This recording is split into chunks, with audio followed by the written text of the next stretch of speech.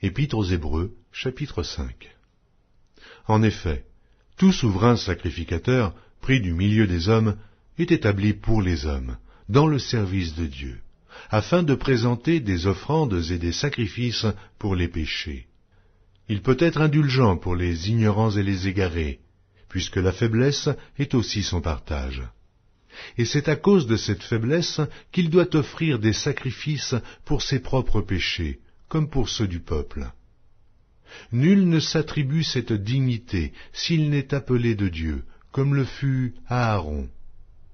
Et Christ ne s'est pas non plus attribué la gloire de devenir souverain sacrificateur, mais il la tient de celui qui lui a dit « Tu es mon fils, je t'ai engendré aujourd'hui ». Comme il dit encore ailleurs, « Tu es sacrificateur pour toujours, selon l'ordre de Melchisédek ».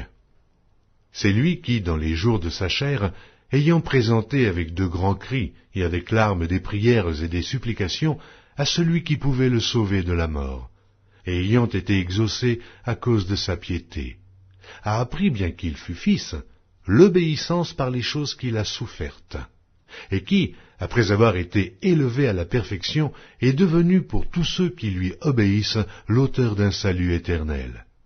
Dieu l'ayant déclaré souverain sacrificateur selon l'ordre de Melchisédek.